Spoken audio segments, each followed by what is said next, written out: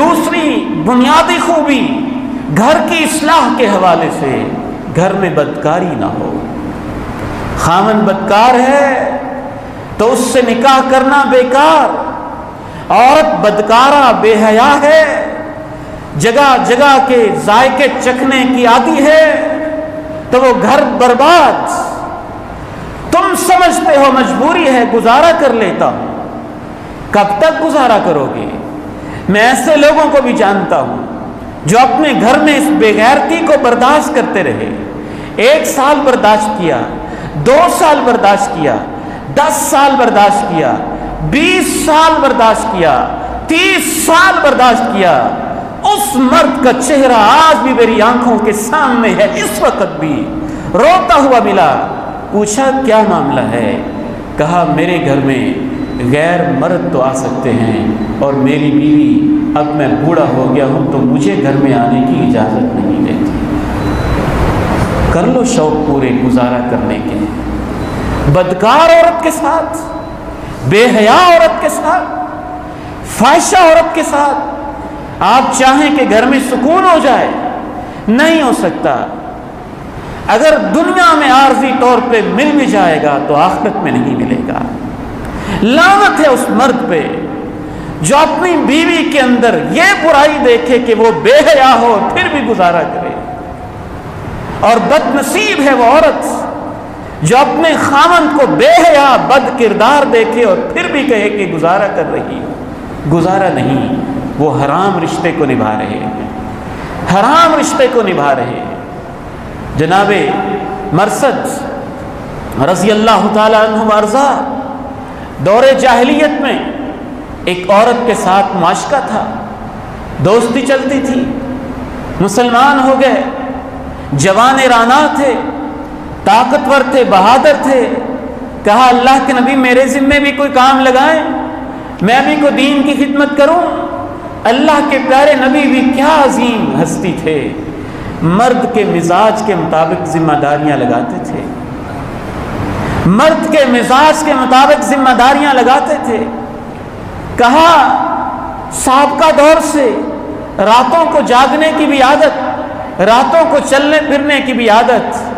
کہا مکہ میں مظلوم مسلمان قیدی ہیں، وہ مکہ سے نکلنا چاہتے ہیں، نکل نہیں پاتے، تم رات کو جا جا کے اپنے کندھوں پہ اٹھا کے ان کو لے آیا کرو تاکہ ان مظلوموں کو مکہ سے اور مکہ کے ظالموں سے نجات مل جائے۔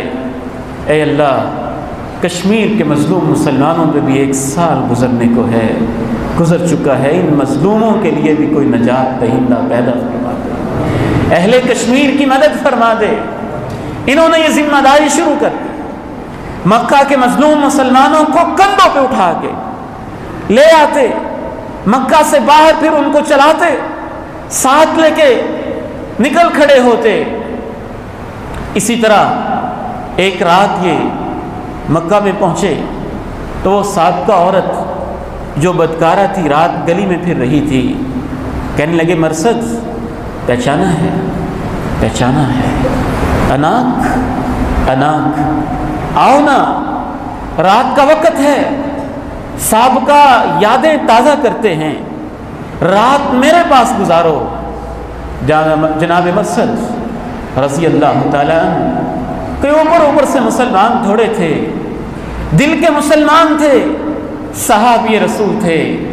کہا اناک اناک، مرثد نے کلمہ پڑھ لیا ہے، اور جس نبی کا کلمہ پڑھا ہے اس نے اس کام کو حرام کر دیا ہے، اب میں یہ کام نہیں کر سکتا۔ اس نے کہا اچھا نہیں کرو گے تو شور مچاؤں گی۔ بہرحال ان کی کسی طریقے سے جان چھوٹی، واپس آ گئے۔ دل میں خیال آیا کہ وہ بے شک جیسی بھی عورت ہے، اگر میں اس سے شادی ہی کر لوں تو کیا خیال ہے؟ اللہ کے نبی سے پوچھا، اے اللہ کے پیارے نبی، میرے ساتھ یہ ہوا ہے، اگر میں اس اناک سے شادی کر لوں تو کیا خیال ہے؟ کیا میں اس سے نکاح کر سکتا ہوں؟ اللہ کے پیارے نبی خاموش ہو گئے۔ اللہ نے یہ آیت مبارکہ اتاری، الزانی لا ينکح الا زانیۃ او مشرکہ والزانیۃ لا ينکحها الا زان او مشرک وحرم ذلک علی المؤمنین۔ بدکار مرد کسی بدکار عورت سے نکاح کرتا ہے، اسی کو بدکار عورت پسند ہوتی ہے، یا مشرکہ عورت اور بدکارہ عورت، فاحشہ عورت، وہ بھی کسی بدکار مرد کو پسند کرتی ہے یا مشرک کو۔ وَحُرِّمَ ذَلِكَ عَلَى الْمُؤْمِنِينَ، اہل ایمان کے لیے بدکار عورتوں سے نکاح حرام ہے۔ اگر وہ تائب ہو جائیں، توبہ کر لیں، ان کی توبہ سچی ہو، ثابت ہو جائے، پاک دامن ہو جائیں، سچے دل سے تائب ہو جائیں تو علیحدہ بات ہے۔ اور جو رشتہ نکاح میں منسلک ہونے کے بعد، شادی کرنے کے بعد بھی ادھر ادھر کی خاک چھان رہی ہے اور ادھر ادھر کے ذائقے چکھ رہی ہے، یہ اس بات کی علامت ہے کہ اس نے نہ صرف یہ کہ توبہ نہیں کی بلکہ وہ تو پکی بدکارہ عورت ہے۔ آپ کہتے ہیں اس کے ساتھ گزارا کر لیتے ہیں، یہ گزارا نہیں، اسے بے غیرتی دین نے کہا ہے، اسے دین نے بے حیائی کہا ہے۔ اس کا خمیازہ پھر اسی طرح بعض دفعہ بھگتنا پڑتا ہے کہ یہ عورت 5-6 بچوں کے بعد بھی آپ کے ساتھ بے وفائی کر سکتی ہے اور 20-30 سال کے بعد بھی آپ کو گھر سے دھکے دے کے نکال سکتی ہے، اور اگر دنیا میں تم بچ بھی گئے تو آخرت میں پکڑے جاؤ گے۔ اللہ کو یہ بے غیرتی گوارا نہیں ہے۔ اللہ تعالیٰ سے دعا ہے ہمارے گھروں کی اللہ اصلاح فرمائے اور ہمیں اصلاح کی فکر نصیب فرمائے۔ وآخر